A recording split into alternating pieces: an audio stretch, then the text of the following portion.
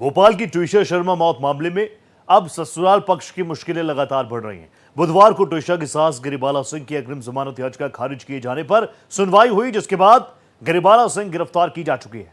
ट्विशा का पति समर सिंह भी लंबी फरारी के बाद अब सीबीआई की हिरासत में है, जिससे लगातार पूछताछ जारी है।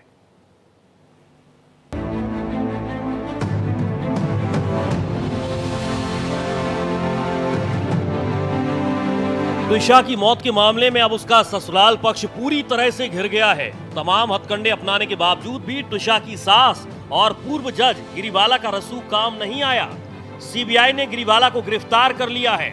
सारे सबूत गिरिबाला और ट्विशा के पति समर्थ के खिलाफ जा रहे हैं। सबसे बड़ा झटका गिरिबाला और समर्थ को तब लगा जब ट्विशा की मौत का केस सीबीआई के हवाले कर दिया गया और इसी के बाद दबाव बढ़ा और पति समर्थ को सरेंडर करना पड़ा। इसके बाद सीबीआई ने ट्विशा की सास गिरिबाला की अग्रिम जमानत रद्द करने की मांग की। सुनवाई के दौरान ये भी सामने आया कि मौत से पहले ट्विशा के शरीर पर गंभीर चोटें थीं। मुख्य रूप से माननीय उच्च न्यायालय ने इन बिंदुओं पर जोर दिया है कि जो पोस्टमार्टम रिपोर्ट में 7 इंजरीज जो मृतका ट्विशा शर्मा के शरीर पर पाई गई, वो 7 इंजरीज जो है वो एंटीमार्टम है और वो मृत्यु के पूर्व कारित की गई हैं। और पोस्टमार्टम रिपोर्ट में यह भी लिखा है कि मृत्यु के उपरांत शरीर को फंदे से उतारते समय ऐसी चोटें नहीं आ सकती हैं।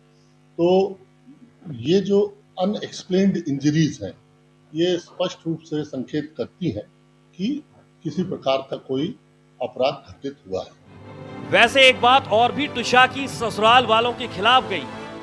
वैसे भी भारतीय न्याय संहिता की धारा 118 के अंतर्गत 7 वर्ष के भीतर अगर इस प्रकार की अननेचुरल डेथ किसी बच्ची की होती है तो कानून में यह अवधारणा निकाली जाती है कि डाउरी डेथ है।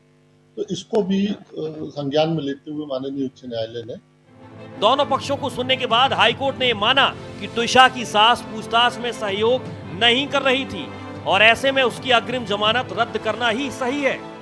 हमारा यह भी तर्क था कि जो इन्वेस्टिगेटिंग टीम है उसको कोऑपरेशन गिरिबाला सिंह के द्वारा नहीं किया गया। हमने जो नोटिस जारी किए गए और वो नोटिस जो जारी हुआ मर्ग रजिस्ट्रेशन के तुरंत बाद से 13 तारीख से जो नोटिस जारी होते हैं वो 20 तारीख को 21 तारीख को भी उनको नोटिस दिए गए और जिसका उन्होंने संतोषप्रद जवाब नहीं दिया और वो विवेचना अधिकारी के समक्ष और उपस्थित नहीं हुई।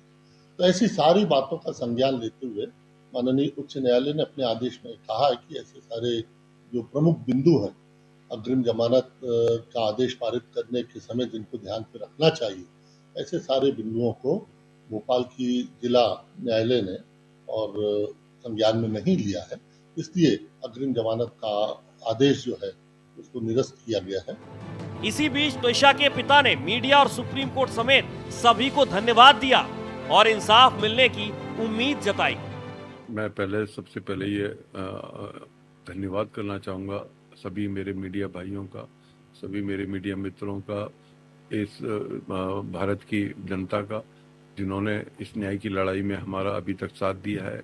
और प्रार्थना करूँगा ये लड़ाई का भी पहला कदम है और बहुत बहुत धन्यवाद माननीय सर्वोच्च न्यायालय का, चीफ जस्टिस ऑफ इंडिया का, जिन्होंने संज्ञान लेते हुए इस केस में रुचि दिखाई। ये एक बहुत बड़ा एग्जाम्पल सेट हुआ। आज लोगों को एक विश्वास बढ़ गया है कि कानून से ऊपर कोई नहीं है। ये एक बहुत बड़ा अच्छा पॉजिटिव मैसेज गया है सोसाइटी के अंदर।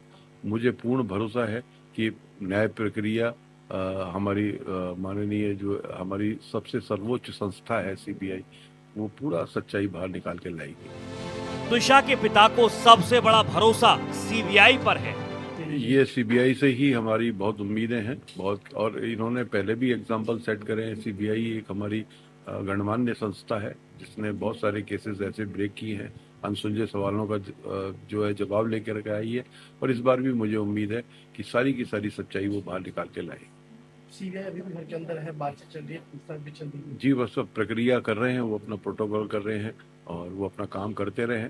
हमारा इसमें कोई भी हस्तक्षेप नहीं है। हम भरोसा दिलाते हैं सहयोग का पूरा हम सुप्रीम कोर्ट के निर्देशित जो भी चीजें हैं उसका पालन करेंगे।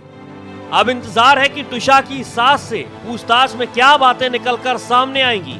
सीबीआई अब गिरिबाला सिंह को भोपाल कोर्ट में पेश कर रिमांड की मांग करेगी, ताकि कस्टडी में मां बेटे को आमने सामने बिठाकर उन 50 मिनटों का सच उगला जा सके जिनमें तुषा की मौत हुई है। Bureau report, Bharat express.